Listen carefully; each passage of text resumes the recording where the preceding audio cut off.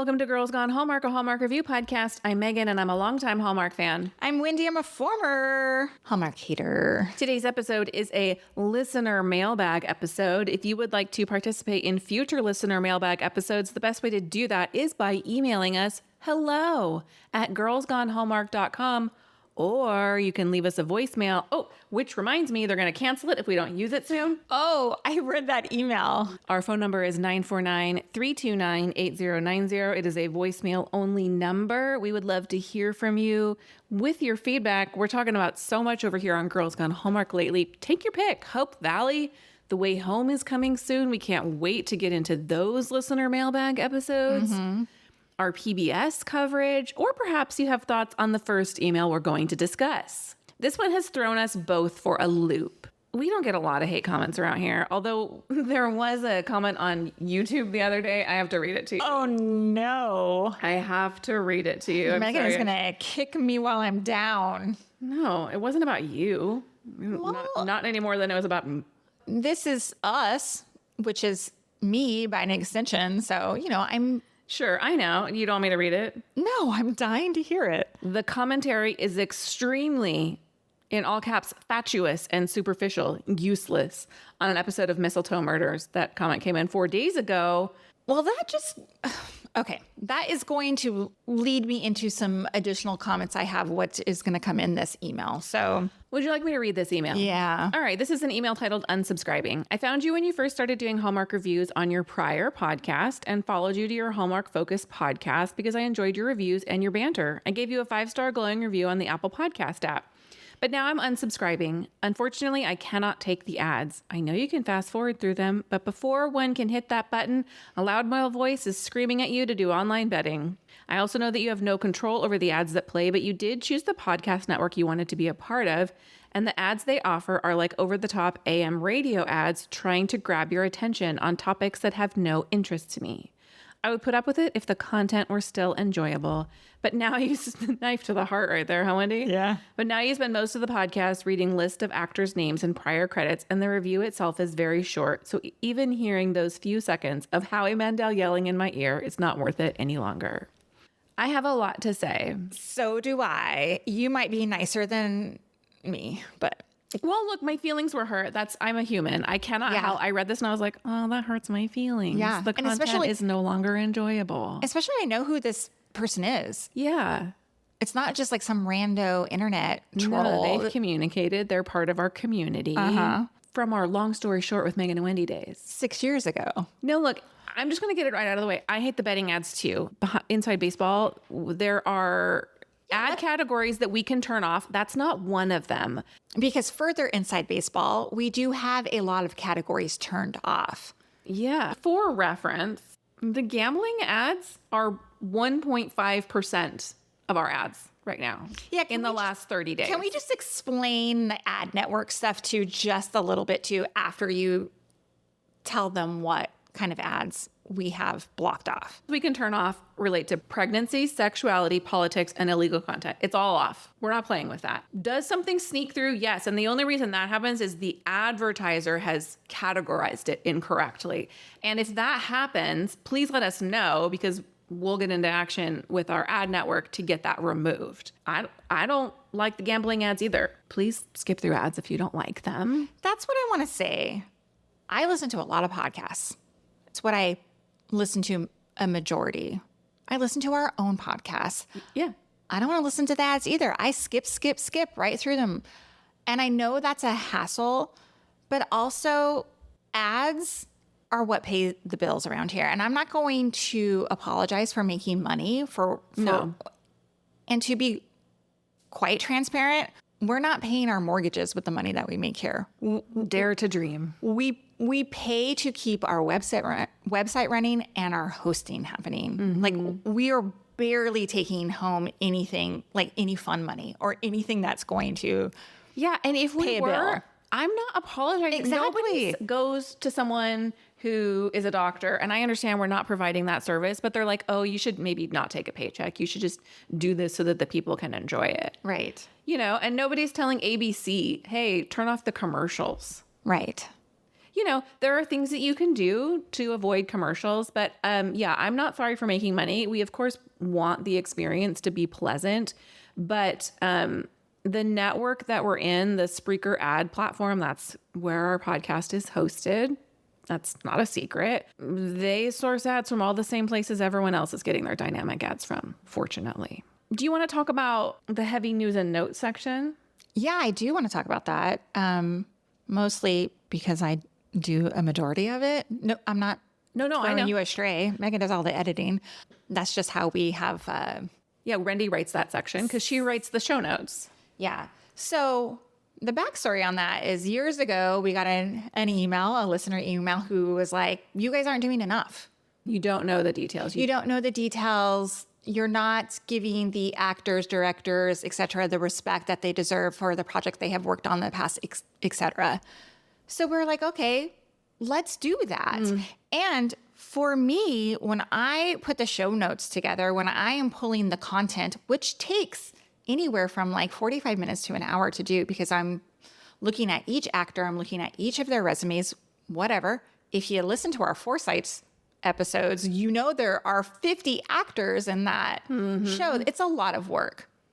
With that said, I do love seeing connections of, all these actors have worked on this show together, or they've been in this, or I have seen them in this, or I'm interested in seeing them in that. I'm sorry that doesn't land for some of our listeners, and maybe the news and notes or the cast details is too lengthy or too detailed and you are not interested in that stuff. Where do you want to go from there? Well, I think there's two things, right? One, if you don't like it, skip through it. Well, I told Wendy, I don't want to give too much weight to one person who's unhappy with us, right? Like, if you don't like it, we're not for everybody. Also, I am interested in if that's a general consensus, because some people are like, I love that you guys talk about that. And we have heard there's too much of that. But we've also heard, other podcasts don't do that at all. Yes. So maybe there's a happy medium. We are going to do, we've never done it for Girls Gone Hallmark, a listener survey. The link is in the show notes.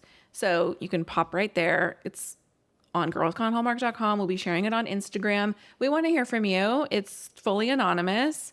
There's a bunch of questions you can answer, multiple choice. There's places for you to type in reactions. If you're a listener, we'd love to hear from you about what works for you, what doesn't, what you would like changed, because we want to see some trends there. Yeah. I think that's where we're going with this. Yeah, I love data. I'm open to feedback. You and I agree that her comment that the content is no longer enjoyable cuts deep. It cuts deep. And that's okay. There's podcasts that I really loved at one point and then don't listen to anymore. I also didn't email them to tell them I was unsubscribing. Just, you're free to go. But in connection to the YouTube comment that you just read earlier, this writer in her tells us that the reviews are very short. And I just want to say they are Hallmark movies. They are 1 hour and sometimes there's not a lot to say. There's not a lot to say. I'm not writing a dissertation on a Hallmark movie. What can I don't tell you more? Time. Look, a lot of people have said, I like the length of this podcast. They don't want an hour-long podcast. They like that they're under 30 minutes. So look, we're not going to please everybody, but I also don't want to just fill time when it's there was one and done. There's not a whole lot to say. Yeah. I don't want to. Yeah. So anyway, like I said, I do appreciate constructive criticism and feedback. Yeah. But also I'm human, like you said, and my feelings are hurt. So I do too. Also, I would just like to add before we move on, the last listener mailbag we got an email from Steve who kind of laid into us too. And I was like, Mailman Steve, I would just like to... Justice for Mailman Steve. Correction corner, Steve did reach out. Mailman Steve did not write that email. Steve number 2 did. Mailman Steve says he's ride or die for GGH. So thank you, Mailman Steve. Yeah, apologies for besmirching your good name. Well, let's move on because the rest of these are largely positive. Okay. Our first email is from Sharon regarding the most recent Jen Lilly movie, A Royal Setting. She writes, I just watched the new Jen Lilly movie. She was never a favorite of mine when she initially was with Hallmark, particularly after she left following the Pied Piper CCB. The movie was okay, but seemed rushed, though I did enjoy the steadfast guard, George, Fred's performance. I'm happy for her fans, though, who must be thrilled to have her back. I think her fans are really thrilled to have her back. Those that love her were real excited to see this movie come out. Yeah, I mean, it seemed like that on Instagram. People Yeah. were really excited to have Jen Lilly back. And I'm going to repeat what I said here in our review of that movie. If this was Jen Lilly's big return to Hallmark, I think she deserved a better movie. Yeah. I guess I'm not that surprised. I would just like to acknowledge Jen Lilly was in our comments on Instagram on our first impressions post last Saturday night when this episode aired, and we're looking for fan engagement. We want to know your thoughts on the movies, like as the movie airs. She was truly interested too. That's what the comments said, that she wanted to hear from fans too. So, all right, next up we have an email from Paula regarding the Forsytes. She starts off by saying, I love both the Forsytes and your review. I do think Wendy should watch Downton Abbey, but there are a lot of differences. The main one being that the Crawleys, that's the Downton Abbey family, are part of the nobility. The Forsytes are businessmen. They built their own fortunes. They don't have big estates. Also, Downton Abbey starts in 1912, the Forsytes in the 1870s, I believe. You'll recall that automobiles have a big part in the happenings at Downton Abbey. The Forsytes is closer to the Gilded Age. They both take place at the same time period and are both about businessmen and their family. The Gilded Age is in New York City. I think maybe the Gilded Age is more my jam. Perhaps. Also, I did see a comment from listener Michelle who said that I might enjoy Bridgerton as well. I mean, if you want spice, you're going to get it with Bridgerton. I get it. I also like good storytelling. I think it is that. I only watched season 1 of Bridgerton. Maybe I need to watch The Gilded Age after we're done watching The Forsytes. But maybe that's going to, so off topic here. But I texted Megan over the weekend. If you don't know, Megan's a huge The West Wing fan. Aaron Sorkin fan. An really. Aaron Sorkin fan. And I started the show, The Newsroom, over the weekend. And I did not realize it was an Aaron Sorkin project until I saw his name on the screen. And I was like, oh, I'm sure Megan's watched this. And I texted you and I was like, I think this could lead down to the road. You like that writing style. I love that dense dialogue. Yeah. I love it. I think you should give The West Wing a chance, but after The Newsroom. The Newsroom's great. The next bit of this email from Paula discusses what the Forsytes do, because we were like, what the heck is their job? Yeah. So Paula, real smart. She says, it looks like the Forsytes run a trust. They manage their clients' wealth. They take positions in their name and their own. This is different than a broker, actually a registered representative of a broker who just executes trade. The actual brokers work on the exchange floor. So they're like, bye. So I don't know. I don't really understand what happens inside the stock exchange. What Soames did was use his inside information, not illegal back then, to sell all their stock and then go short and profit from the news. The news comes out, the stocks plummet because of no buyers. Julian wanted to support the stock and wait out the panic because it was still a good stock. Irene and her mother lost everything because of Soames. He's not a Hallmark bad guy. He's a really bad guy. Okay, so then this leads me back. Is he truly in love with Irene, or does he feel bad? What's his motivation? What's the motivation there? Yeah. Don't you love that bit from Paula? Yeah, Paula always gives me a hard time about like the bad boys because I always like the bad boys. Our next email is from Jamie and is regarding the Count of Monte Cristo and more. Good morning. Regarding the Count of Monte Cristo, I have read the book and watched the movie with Jim Caviezel. Did you know Jim Caviezel has a brother named Tim Caviezel? He's a friend of my husband's. Really? Yeah. Not twins, not Tim and Jim. They're just brothers. They're just brothers. Interesting. Also in that movie was a young Henry Cavill. Cavill. And I really didn't think I needed another version of the same story. But Tuesday, I was working on a boring project at work, so I turned on episode 1 so I could follow along with your podcast. Side note, thanks for listening, even though you weren't going to watch the show. Yeah. I thoroughly enjoyed the PBS version and your recap. Can't wait to watch or hear more. You know, I got to say, in these Forsytes and Count of Monte Cristo reviews, I was really worried because this is a fun podcast. We talk about Hallmark movies, and I was like, do I have it in me to talk about something with more substance. I'm really proud of those reviews. I think they're coming out great. Me too. And I can't help but think back to when we reviewed Ripple. And I remember crafting my notes for Ripple. Ripple was originally a Hallmark series that then moved to Netflix. And every week I struggled a little bit because I was like, what more can I say other than I like this series? It was deeper. It was more complicated than the regular Hallmark reviews we did. But moving on to The Count of Monte Cristo and The Forsytes, I'm proud too. I'm really interested in the stories and how we're talking about them. Me too. Jamie goes on to write regarding 2 for T also being a delight. My one thought that you didn't mention, when T overslept and her cousin called her, he didn't overreact or get mad at her. He fibbed and told her the shop was slow and to do what she needed. I love that. I do remember that scene. Yeah. I thought that was very cute. He's like, no, it's not busy at all. There's a ton of people behind him. That's nice. Very cute.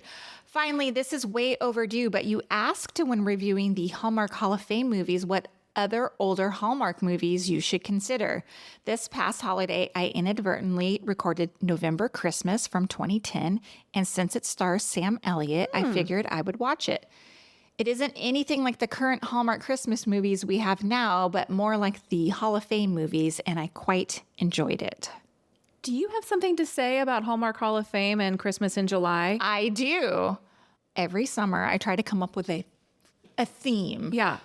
Signed, sealed, delivered summer. Mystery summer. Previous summers, we would like record ahead or maybe not always do the Hallmark weekly movie just based on schedules. I think last year, maybe we did both. I think so. But this summer, I was like, what are we going to do? What are we going to do? Christmas in July. I think we should do Hallmark Hall of Fame Christmas movies. I'm into it. And I think November Christmas should make the list. I think so too. Thank you, Jamie, for the recommendation. My husband loves Sam Elliott, so he'll probably even watch it with I me. love Sam Elliott too. Yeah, that's not to love. Next up is an email from Jennifer. It's a mixed bag of comments. She says, are you nervous? Yes. Oh, why? Anything with a like No. ambiguous subject matter, I'm None of the scared rest now. of these are bad. None of the rest of these are bad. Oh, this is a long one. Yeah, she says, first of all, 2 for T, I really enjoyed it. It was sweet. I love that they're both attracted to each other and acted on it instead of them just finding reasons to be together. They actually went on a date. Though I do wish he had been upfront about being a divorced single dad when asked how he would describe himself. I agree. I did like that after that, which was fairly quickly taken care of, most of the drama came from keeping the center open, not their relationship. I also like that the ex-wife was around, a nice person, and not demonized for being career-oriented, demonstrated by her still being in her child's life and not away.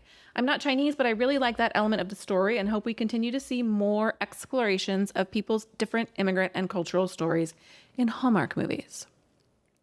Side note, we did not get the blowback for me saying that I got the ick about Chris McNally being like, whatever, I just fly by the seat of my pants. Cool, dude. Yeah. On the Forsytes, Jennifer says, I came to this completely clean, just knowing it was based on books, the general time period, and that it was an intergenerational story and had been adapted before. I'm enjoying it. I love explorations of ruthlessness, ambition, and class. I had a Samantha American Girl doll, so I have long loved this time period. Honestly, reading your description of the series story on the website after the episode made me even more excited. Especially since I thought the meeting between Soames and Irene was reminiscent of Marius and Cosette meeting in Les Mis, but I'm glad to hear it's not that story at all. I'm looking forward to seeing how everything plays out, and I think the books will go on my TBR. After Paris is Always a Good Idea and The Count of Monte Cristo. We're tastemakers out here. Okay. Yeah. Hey, don't knock our book club. I'm not. Can we talk about the book club after we finish reading this email too? Yeah. Okay. Finally, she says, also, I was recently on Hallmark's YouTube page and saw that they had an official podcast for When Calls the Heart. Do you think this is any chance they will do this for The Way Home? Your podcast episodes will obviously be better, but it would be nice to get some interviews with the creators of the show and actors, which I'm guessing is what the official podcast really is. So we did a little digging. When Calls the Heart has an after show on YouTube, which is official interviews, like live in person, shot on a set with the cast and crew. Will they do this with The Way Home? Honestly, given that it's the last season and they're done, I doubt it. Yeah. I don't know what their motivation would be at this point, but we would be happy to do interviews with cast and crew. last year we had a really hard time. They weren't giving us access to anybody. No. But maybe they're like, that's over. What could they possibly do? They might now. Yeah, we'll try.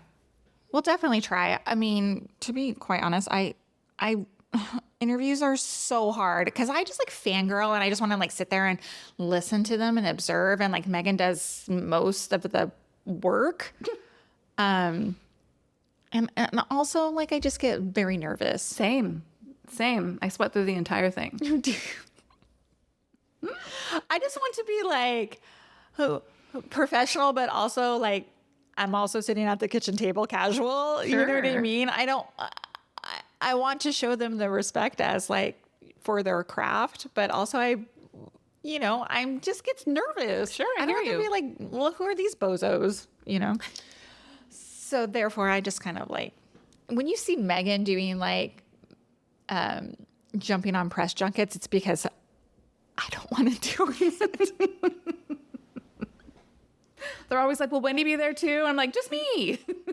But also, we're not together all the time, so. No, we are not. Okay.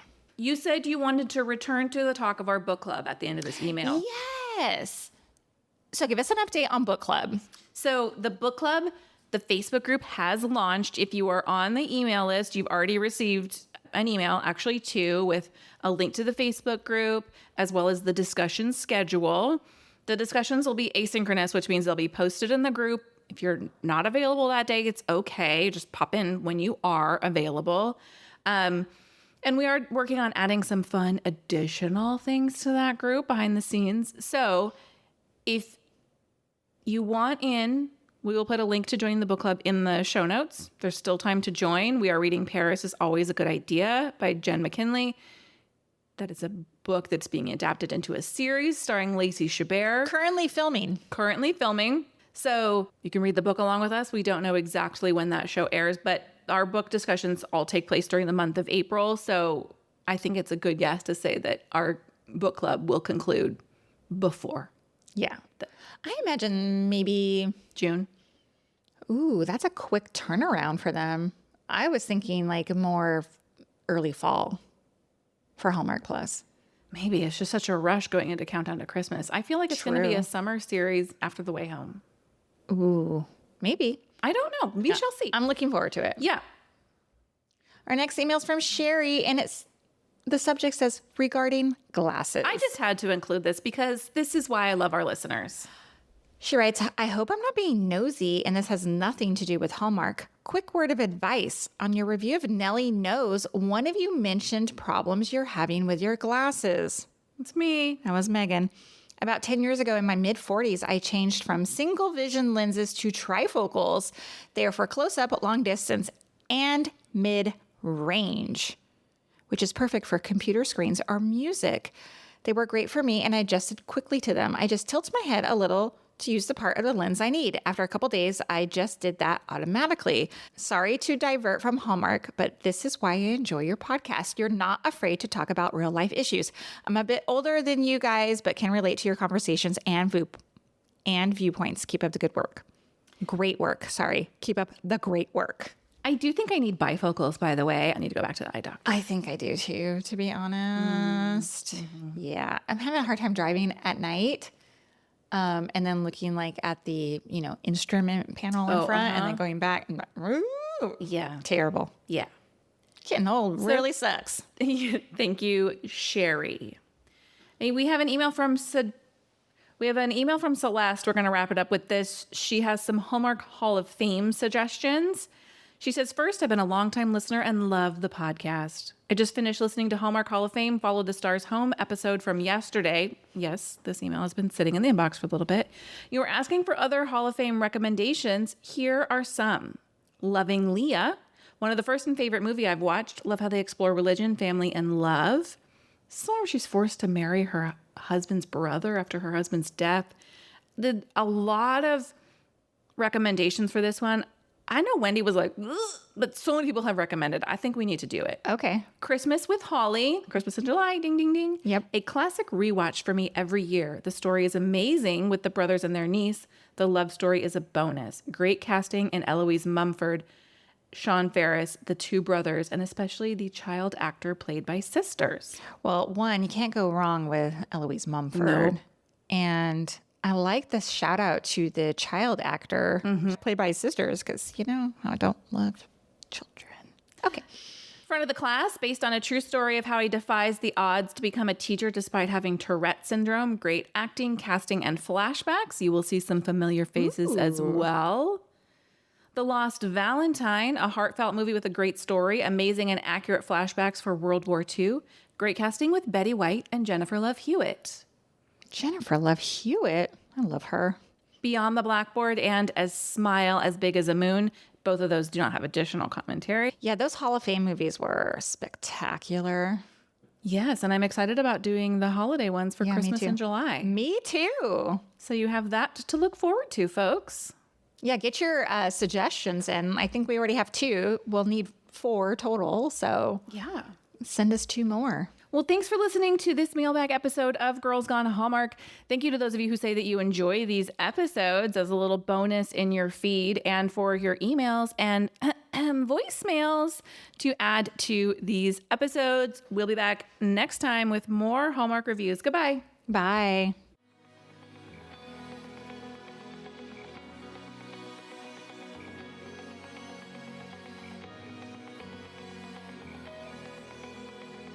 All right, friends, before we go, just a quick heads up.